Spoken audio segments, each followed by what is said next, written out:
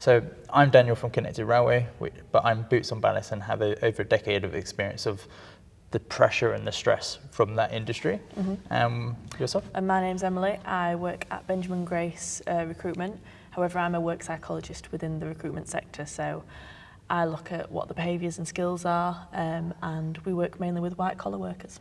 Okay, so we've met at the 𝗓𝗓𝗏, and where we found out that our both passion and drives are from the mindsets and to protect and also help the industry from two different aspects. So from the white-collar worker and the blue-collar worker, or either boots on ballast and the office-bound, how there is still the same common problems, but actually they're very mirrored.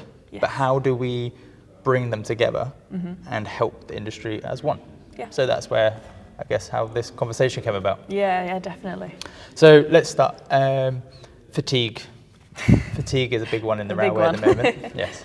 So naturally, the railway, the boots on ballast individuals are, with the lack of work and some individuals being bounced all over the country to just do those shifts so they can put food on the table, it's bringing a huge amount of pressure in their home lives. And we're finding that I always find it really sad, but when you see individuals putting their heart and souls on social media for work, and we all see it, there's no hiding it, I feel for it, because that's really hard as a guy, but also as a worker, because it looks poor on the individual, but it's not coming from there. It's coming from an inner dire need of work, and the railway has an impact on all of us. Definitely.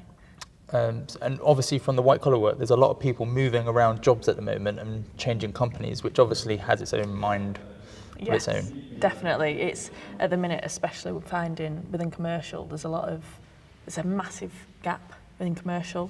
They're crying out for the commercial roles to be filled.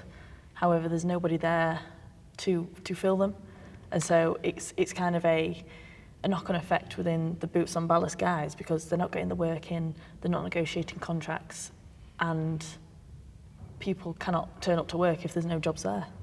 It must be really hard as well for companies, and this isn't all just about the individuals on the ground, this is a bigger picture essentially, and it must be intensely hard for companies to plan forward when they don't know what's being given to them from 𝗓𝗓𝗏, the government or anywhere else.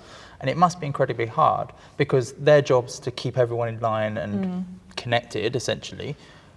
But how do you do that when the workforce, because there's no work, they're leaving the industry in masses and they're just trialing elsewhere? Yeah, I feel like the railway as a whole, it's up and down. Some months there's loads of work, the next month there's no work at all, and it's, as you say, it's changes from the higher powers, Network Rail, the government, and with the ever-changing, especially with British Rail coming in, it's a massive uncertainty. Uncertainty, yeah.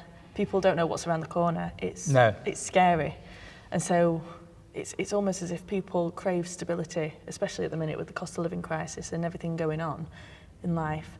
People crave stability, and this industry does not give that. No, it doesn't. When I try and explain, or when any of us try and explain the railway to non-railway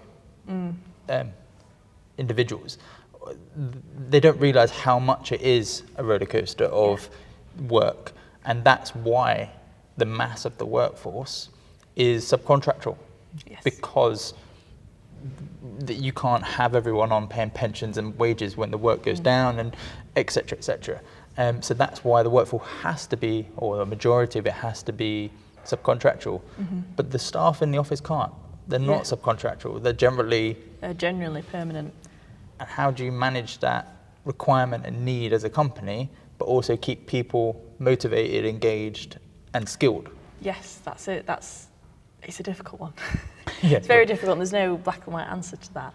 It's finding that balance, isn't it? And it's about trying to keep people engaged, almost selling the railway to a lot of people, because I've had many people come to me and go, no, I'm not working in rail, straight away, without even like a second conversation. no, I'm not working in rail. And it's trying to understand that and what is so wrong with the industry that people have them barriers up instantly.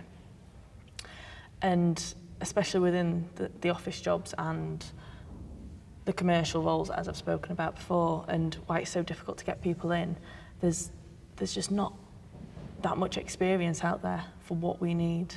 There's a massive skill gap. It's a huge skill gap.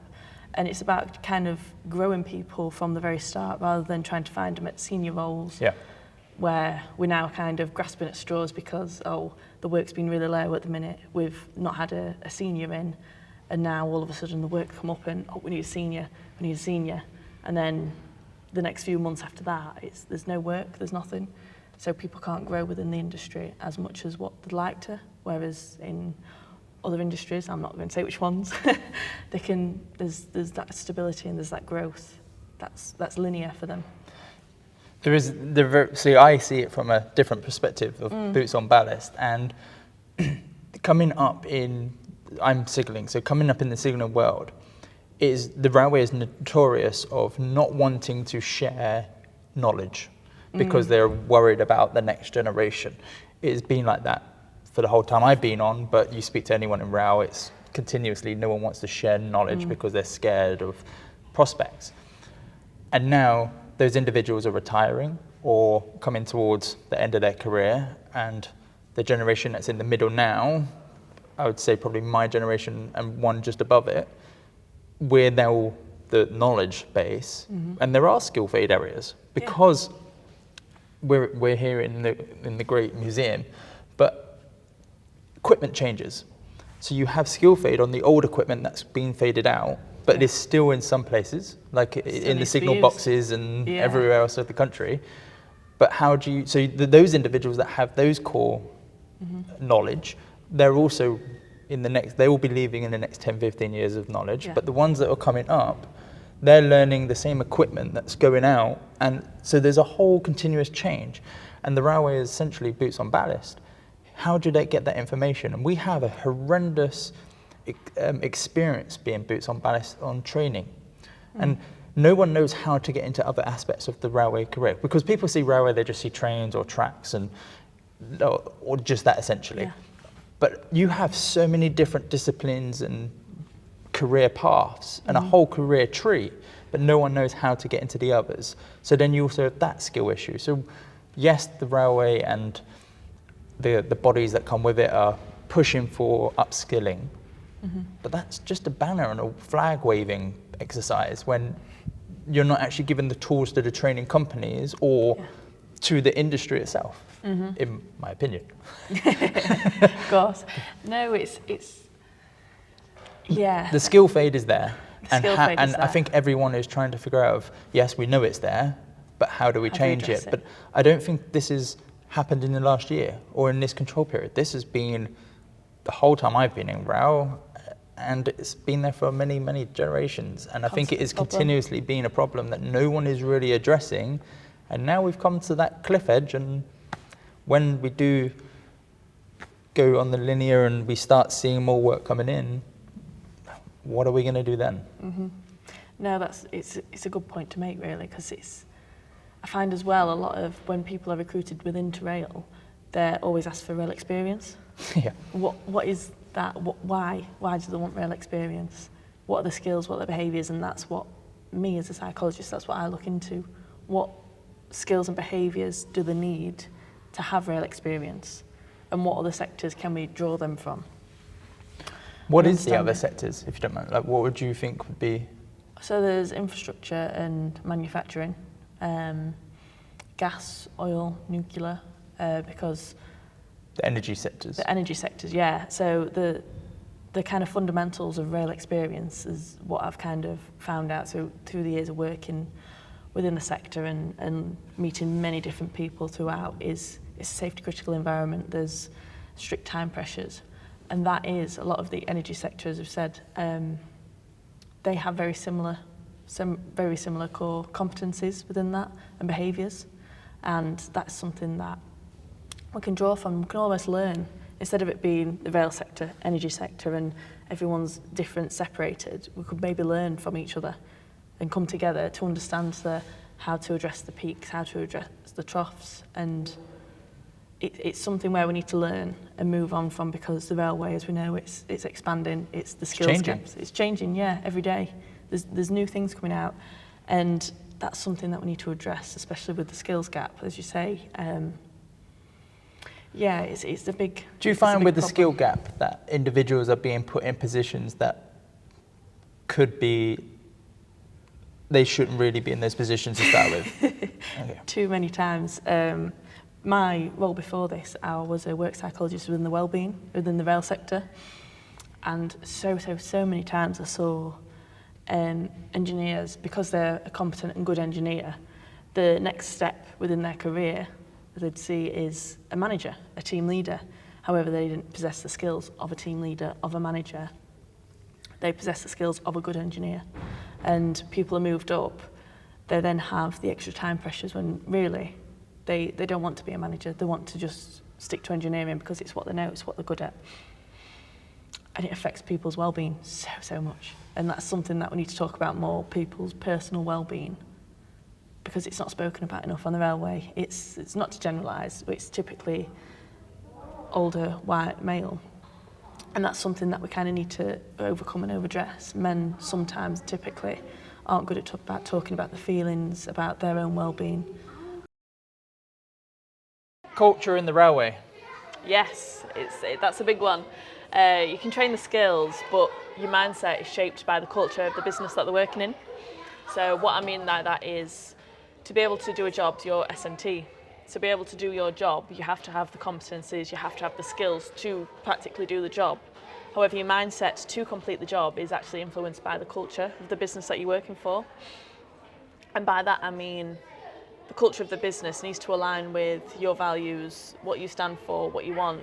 If the culture within the business is focused upon safety critical, it's an open environment, you're able to talk to the white collar workers, the blue collar workers, communications throughout, it allows for much more of a productive worker. You're able to communicate if there's something going wrong, safety critical work, that's like invaluable within the industry. See, I hear that and I see that in posters and how you do business. But how do you find that in the railway white collar area? Is there a driven force to try and help the culture?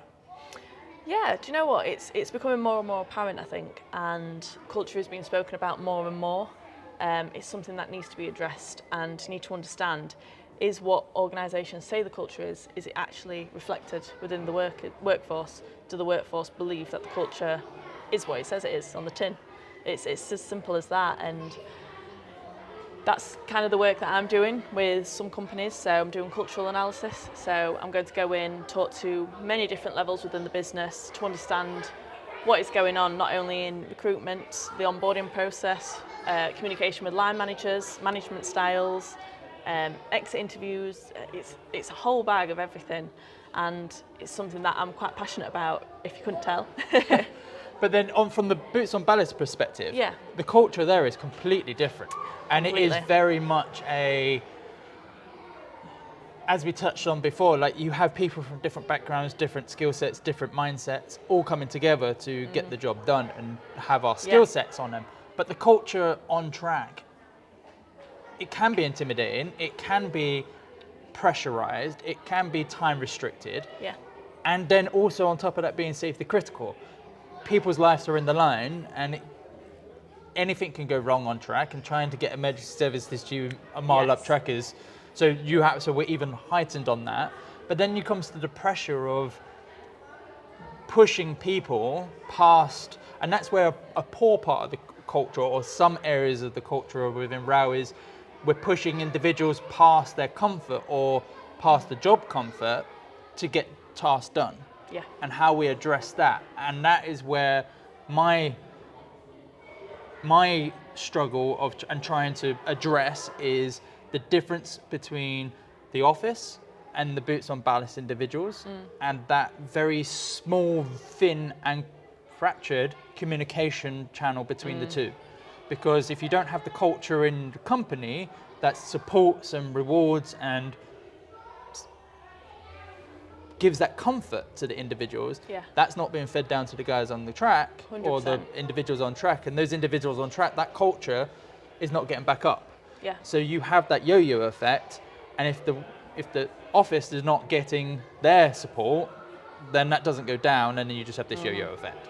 That's a big one. And to be honest, this might be a hot take, but I believe it's both the worker and the organisation, the higher ups within the organisations, which both need to work together. It's something that everyone kind of needs to contribute to.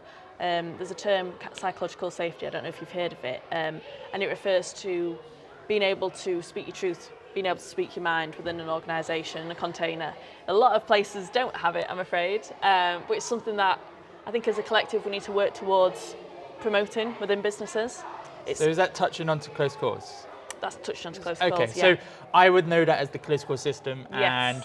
and people watching are probably like, yeah, we have that, that's close calls. Yes. But close calls are, again, I'm going to get myself in hot water here. Close calls are used as a tool by office when they're not rewarded. In the sense of, let's put that in a bit neater context. Close call system is a great system if used in the right way. Yes. And it was a tool, in my opinion, that was brought in to challenge and help the culture.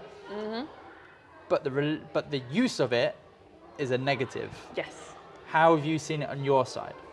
So I've worked, myself personally, I've worked in the office where I created a close call system at a depot, and then I implemented it within the depot. And I found that a lot of people didn't actually understand what a close call was. And that could be something to do with culture, training, whatever it is. People didn't really understand the whole aspect of what a close call was and what it really meant. So rather than it being someone's grassing on someone because they've done something wrong, it's more so they want to learn from the mistakes. And most people will not then contribute to the system if they don't see change being made. And this is something that I think a lot of companies need to address and need to kind of promote within the business. If someone is contributing to a system, they need to see change as a result of that. More interventions need to be put in place, more training. Something has to be done for people to want to contribute more. But companies won't support or fund that if they're subcontractor workforce, because they see it as wasted money or money not being utilised, especially in the current climate on the rail. But those individuals are on track representing those companies. This is the thing, it's not a waste of money at all. Not in Have the I touched a nerve slightest. there? No, it's, yeah. No, definitely. It's not a waste of money at all, because at the end of the day, when work picks up again in 3 months' time, it's the same people that you're going to bring in. It's people on the track that you're employing, subcontractors, permanent workforce, whatever they are. If you train them appropriately, they're going to have the same baseline standards industry-wide. And you need that. You need people to understand. But close calls are not supported. I've been on so many jobs, and it's generally the larger projects, not the smaller ones. Yeah. That near enough force, maybe not the correct word here, but they push you. I want 10 close calls from your team this week. What? A close call is meant to be if you see something that could be a danger and will be a close call. But you pushing for me to get 10 close calls because it makes your business look good because you're handing those close calls over and you can tick them off saying that you're done. Yeah. That's a poor culture, because then people, when they do see an actual close call that they need to report, it's swept under the carpet or not investigated the way it should go. Yes, and that's why it's so important to promote it throughout organisations and for the culture of the business from above, to really, really communicate the importance of the close call system and what it means for the business. That's something that really needs to be communicated a lot better than what it is currently in this industry right now. Do you think that's the relationship between the office and the worker, or do you think that's a cultural problem with the workers or a cultural problem with the office? Or do you think it's just everything? Do you know what? I think there's a massive line between office workers, white collar, and then blue collar, boots on ballast. And I think more needs to be done about it to integrate the two between each other, because at the end of the day, they're working together simultaneously. However, they're not communicating properly. They're not understanding what the other person's doing. They're they don't understand the stress, the pressure that either of the groups are actually under. And it's something that really needs to be spoken about more and understood from the point of view from an office worker in white collar, which I predominantly work in. We need to understand really the conditions and everything that goes through the boots on ballast guys and the blue collar, what they're going through. I think ideally, in an ideal world, it'd be brilliant if all the white collar workers could go for a night shift and complete a night shift, and then the boots on ballast guys come into the office and complete the meetings and the tedious paperwork, which I know a lot go through. It's understanding a different perspective, and that you find that a lot of time people hone in and just see what they have to deal with, like thinking, oh, well, they've not done this, they've not done that. See, that's exactly where I see it. It's because I'd be on Trek and like working on projects for years, and people are like, right, I want 6 of this individual job done a week. So I could be changing over transformers in the location cabinets. I want 6 of them done a week in a 4 shift pattern. And I can only do 2. Because the pressure is, I can't get a line block to get on track, or it could be hammering down with rain, my fingers are freezing cold, there's already a fault on the system, so there could be an air fault. There's pressurized problems going on, but the office in the morning are saying, well, how come you've only done 1 this week? Or you've only done this? It's like, because I had an issue on track in the environment I had. And then you don't have that management. So if you have resources or line managers without track experience, you will see, in my personal opinion, you will see where they don't understand what's happening on track.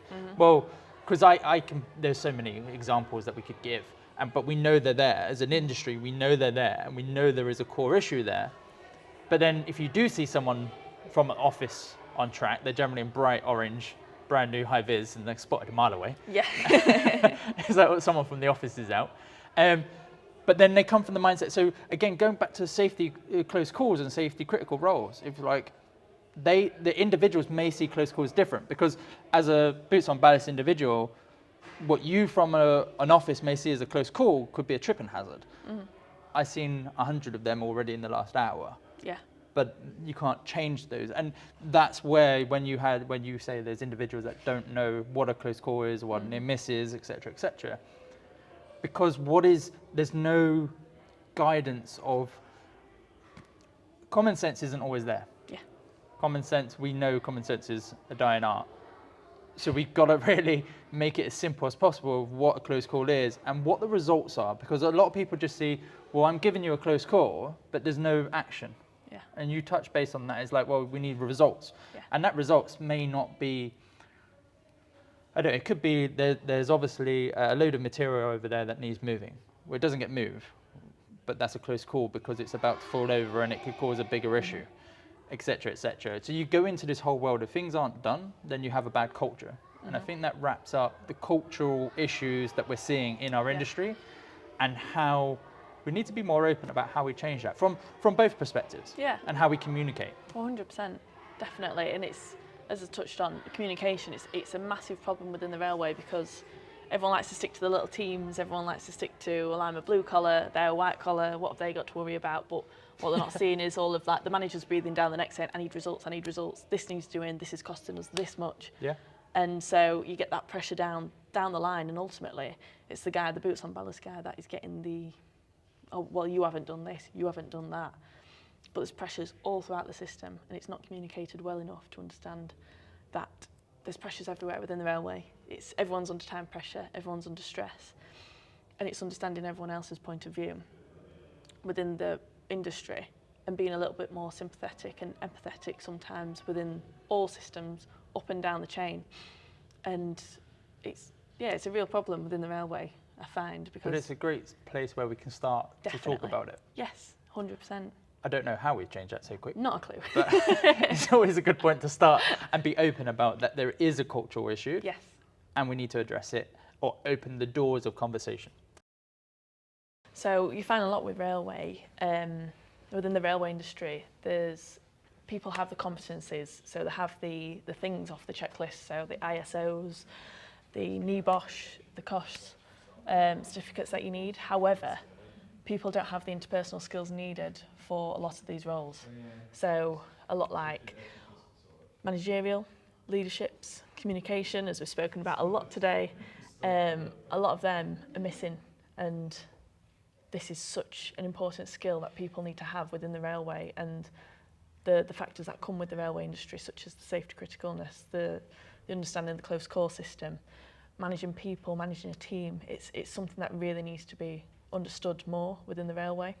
But then you have the individuals on track that run for the courses or run for the certificates without actually having the experience behind them to, say, protect them or to defend that location or to defend that job role. So for instance, people will see how much the next person is on pay rate, so they'll go and do that course and go get that qualification, but actually haven't got the experience on the previous role, so they fall short. Safety critical role, putting other people in danger. Yes. And that is a big thing that we're seeing in the railway currently, is where people are, and arguably, there is no requirement to do certain role jobs, so there's no prerequisite, I can't say the word, but essentially where you don't have to do so many years before stepping up to the next role, or you don't have to get this particular certificate for so many roles and so many courses and so many jobs to move up. So we're, in our railway industry, we're pushing for, technically it could be an unskilled workforce being pushed forward to try and fill that skill role, but realistically is going to put people at risk. Based on certificates that people have. So how would you do that in your role? What do you do as your company? So that's the main reason why I've been brought in as a work psychologist. I look at the skills and behaviours needed for a certain job role. It's not just about people having the certificates to show that they're competent in A, B and C. It's more about having people that promote the skills, the behaviours, the values of companies that they're working for, because at the end of the day, money is not a deciding factor in people staying in jobs anymore. It's more about progress, it's about development, it's about culture, values aligning with that individual and what they stand for. And so my job role as a work psychologist, I look at the behaviours and skills that companies need within the workforce and then match it up to people that are looking for jobs, that are open for opportunities, and to see if they are the right fit for the role, not just putting a bum on a seat and getting that fee as we know a lot of recruitment companies do. We're more about understanding the person as a whole and whether or not they'd fit within the business and fit within the role, and they promote the behaviours and skills needed for that. See, that's obviously a refreshing point in the white collar area and what that brings. But when you're looking from the blue collar aspect, how does a recruiter or a resourcer from one of the many companies that you could help, is how do they find the right individuals for the right jobs without looking past certificates? And I know that's a $1 million question that isn't going to be answered now, but I'm sure they're all continuously trying to build relationships with the workers to look past the certificate, to make sure that they have got people with the experience. Definitely. And do you know what? I think a lot of that is just having a conversation with people. Going back to the human element. A lot of things now are going towards AI, towards automation, towards the quick, dirty, easy route, whereas the human side of it needs to be brought back a lot more. People need to talk to people. People need to understand, do we get on? Would you fit into this business? Would you fit into my team? It's a lot of the things where you can look at someone's CV and go, oh, they're very, very competent, sounds like the perfect match. But as soon as you talk to them, you don't really get on with them. And that's something that we find a lot of the time, that CVs can match perfectly with the job role, however the person doesn't.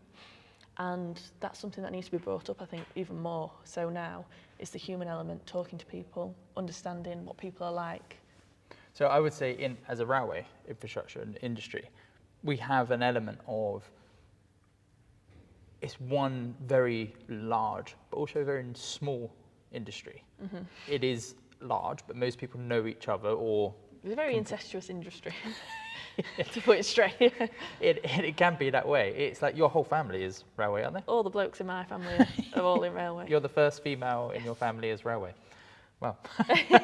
But it is like, most people don't join railway. So that's a good touching point actually to speak about, is most people don't get into railway unless you know someone in it. Yes. It's not something you just fall upon. Now, a lot of people on Boots on Ballast are joining the railway where they've gone to the job centre or they've gone to a college and they're getting these apprenticeships or these courses, 6-week or PTS courses to get on track, which is fantastic for them individuals. But other than that, there is no in. There's no, this is the railway, this is what to join. And again, go back to the career tree. No one knows the different aspects of the railway. They just see it as one big, that we'll all be working on steam trains. When It's realistically, not that at all. we don't do anything with trains unless you're rolling stock. Yeah. Or plant, maybe. But yes, as from our perspective, boots on ballast, people are jumping on courses and jumping on careers that maybe they don't have the support for. But who is at fault and who is to blame when people need to put food on the table? Yeah, and this is the thing, it's not even I wouldn't call it as much a blame game, it's more of people need to work together, need to communicate what they need from a job. It's the industry need the people just as much as the people need the jobs. And so understanding that they can collaborate and work together to get the best outcome for not only the jobs that need doing, the money side of it, which ultimately that is what it's run by, money. And at the moment, there's not much in the railway infrastructure. No. But by working together, they can understand and come to an agreeable outcome. And it's again the human side of it, just having a conversation with people and just talking to people. It's what the railway needs again, rather than going towards the automation side and the AI. And as much as I love ChatGPT, it ruins that human touch and the connection that we so need within this industry and within any industry, I think, going on at the minute. So from the white collar to the boots on ballast blue collar, we're not going to find a solution in one afternoon.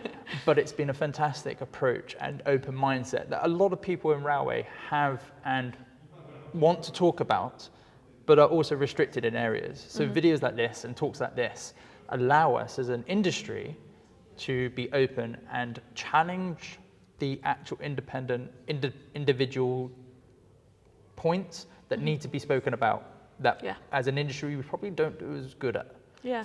So thank you so much for today. No, thank you. But where is your mindset and what you think the railway could, maybe the next 3 steps, what we could look at doing? Oh, I'm going to put you on the spot question. now. Oh gosh. I think from the boots on ballast, why I just threw you in the deep end there. In the boots on ballast area, I think the close call system could be looked at and maybe not changed, but again, encouraged and in a particular way and not forced upon individuals, because then you get a negative result to it. So to change the culture slightly there. And you're almost having some training on it. So what is a close call? It could be what a video does it look like? that you send out. Absolutely. Because I think individuals they're so busy with getting to track, trying to find the next shift, etc., that it's just another thing that they already have a negative of. Yeah. And we need to change that negativity of a close call system to a positive. And even giving like a container for, as we spoke about, the human element of sitting down and just talking with your work friends, with people in the office. What is a close call system? What is the process and what's happening to the feedback? Where is it going? Is it being ignored? Is it being listened to? And it's almost setting out for people the process of what's going on with it. That is literally one of the first easy steps that doesn't cost any money, essentially. That could be a major change in that. The other area from my perspective is better guidelines on progression in careers on boots on ballast. Instead of people just jumping to the next step in the white collar area, would be probably jumping up the ladders to try and make sure that they're more secured. When boots on ballast is the same. When you've got a standard PTS, blue hat, going up the ranks in whatever career tree they choose in the railway, but trying to run before they can walk. And I think as an industry, we don't support that growth, but also don't support it in a way of maybe slightly restricting the speed. I don't know what that looks like, but I think it is an open conversation we need to have. Definitely. They would be the 2 areas I would say could be a near enough immediate change of culture. From the white collar perspective, is there anything that stands out from what you do, from your job? Yeah, definitely. So as we spoke about, there's a massive skills gap, especially within commercial at the minute. There doesn't seem to be enough quantity surveyors, the commercial managers, project managers that want to get the teeth in and get within the railway industry. And that could be for plenty of reasons. However, having organisations understand that it might be them. It's like conducting a culture analysis is a brilliant first step to understanding what they are as a business and what they can do to improve themselves, as well as communicating down to the staff below what's going on and getting the raw feedback from their own staff to then help the future talent which they're trying to recruit, which at the minute they're having a hard time doing that, if I'm going to be frankly quite honest with you. It's very difficult to recruit new talent to an industry that's so unstable. To try and retain staff, retaining, yes, but never mind recruiting. So understanding that and getting the raw feedback from your staff that you already have and employees as to how to progress them staff, how you can retain the staff and how you can recruit future talent, as we spoke about. And there are different avenues that the companies can reach out and 100%. obviously look at different ways, and it could be minor steps. Yeah.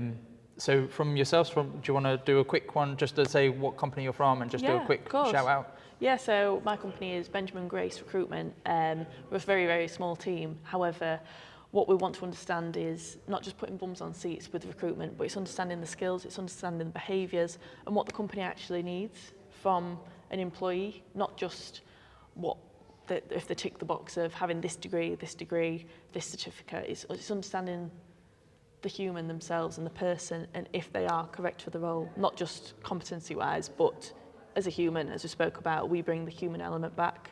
It's not about AI, it's not about sending them through this test where we send it to them, they come back, we go, oh, we'll send it to the company. It's more about sitting down with the person and understanding what they want to get out of the opportunity, not just what we're getting out of it as a recruiter. Which is a complete different change of mindset the railway probably could benefit from. Definitely, yeah. And for those that don't know me, I'm 𝗓𝗚𝗏. I'm the founder of 𝗓𝗓𝗏𝗏, the platform that connects the blue collar to the resourcing companies. And soon to be the training companies. So thank you ever so much once again. It's been fantastic. And a big shout out to the Doncaster Library Museum because there's some incredible stuff to come and see. It's great, isn't it? Yeah, it's really good. So thank you again. Thank you.